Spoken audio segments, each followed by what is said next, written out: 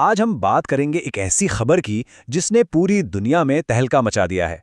ये कहानी है एक दावे की, एक इनकार की और एक ऐसे रहस्य की जिसका जवाब किसी के पास नहीं है। और ये सब शुरू हुआ बस एक बयान से। अमेरिकी राष्ट्रपति डोनाल्ड ट्रंप ने सोशल मीडिया पर यह दावा पोस्ट किया और देखते ही देखते दुनिया भर में एक भूचाल सा आ गया। तो चलिए जरा और गहराई से देखते हैं कि इस घोषणा में था क्या, क्योंकि ये सिर्फ एक सोशल मीडिया पोस्ट नहीं था, ये एक ऐसा दावा था जिसके नतीजे बहुत बहुत गंभीर हो सकते हैं। तो ट्रंप ने असल में कहा क्या था? तो बात ये थी कि एक हमला हुआ, एक गिरफ्तारी हुई और तो और राष्ट्रपति और उनकी पत्नी को देश से बाहर भी ले जाया गया। ट्रंप ने इसे एक बहुत ही कामयाब ऑपरेशन की तरह पेश किया, लेकिन ये कहानी का सिर्फ एक पहलू था। और यहीं पर सबसे बड़ा सवाल खड़ा होता है, क्या इस दावे में कोई सच्चाई है?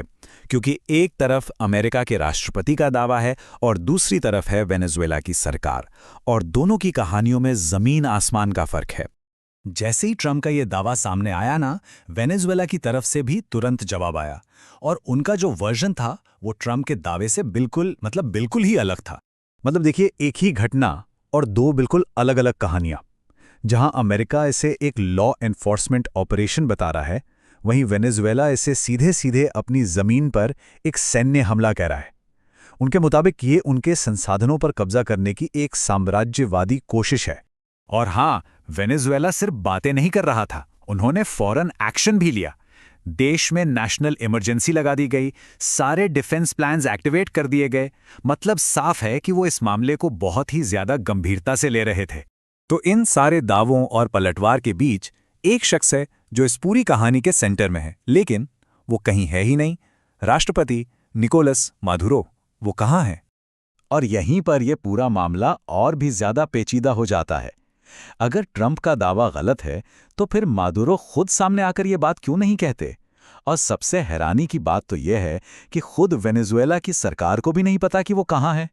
सोचिए जरा, ये कितनी चौंकाने वाली बात है। एक देश की सरकार खुले तौर पर कह रही है कि उन्हें पता ही नहीं कि उनके राष्ट्रपति और फर्स्ट लेडी कहाँ हैं।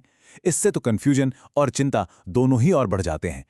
वेनेजुएला की उपराष्ट्रपति का ये बयान ये दिखाता है कि हालात कितने गंभीर हैं। अब ये सिर्फ एक राजनीतिक संकट नहीं रह गया है। जब प्रूफ ऑफ लाइफ यानी जीवित होने का सबूत मांगा जाए, तो समझ लीजिए कि दांव पर क्या लगा है। अब देखिए, ये सब कुछ जो हो रहा है ना, वो अचानक नहीं हुआ है। इसके पीछे एक लंबा इतिहास है, अमेरिका और वेनेजुएला के बीच बढ़ते तनाव का। और इस पूरी कहानी को समझने के लिए उस इतिहास को जानना बहुत जरूरी है। ये तनाव कोई आज की बात नहीं है। अमेरिका तो काफी पहले से मादुरो पर ड्रग तस्करी जैसे गंभीर आरोप लगाता रहा है। फिर उनकी गिरफ्तारी पर एक बहुत बड़े इनाम का ऐलान हुआ, और हाल के महीनों में उस इलाके में अमेरिकी सेना की मौजूदगी की खबरों ने माहौल को और भी ज्यादा गर्मा दिया था। $50 मिलियन। जी हां, $50 मिलियन। ये वो रकम थी जो अमेरिका ने मादुरो की गिरफ्तारी तक पहुंचाने वाली किसी भी जानकारी के लिए रखी थी। ये नंबर अपने आप में बताता है कि दोनों देशों के बीच तनाव किस लेवल पर था। तो ये इनाम किस लिए था? अमेरिका ने साफ कहा था कि जो कोई भी निकोलस मादुरो की गिरफ्तारी में मदद करेगा या उन्हें सजा दिलाने में मदद करेगा, उसे ये इनाम दिया जाएगा। मतलब अमेरिका उन्हें सिर्फ एक राजनीतिक विरोधी नहीं, बल्कि एक मुजरिम के तौर पर देख रहा था। तो अब सवाल ये उठता है कि हम आखिर माने क्या? सच ये है कि अभी भी कई चीजें हैं जो साफ नहीं हैं। कहानी में बहुत सारे पेंच हैं और कई बड़े सवालों के जवाब मिलने अभी बाकी हैं। ये कुछ ऐसे बड़े सवाल हैं जिनके जवाब अभी तक किसी के पास नहीं है। क्या ट्रंप का दावा सच है? अगर नहीं, तो मादुरो कहाँ है? अमेरिका का असल मकसद क्या था? और सबसे जरूरी कि अब वेनेजुएला का क्या होगा? इन सवालों पर ही पूरी दुनिया की नजरें टिकी हैं।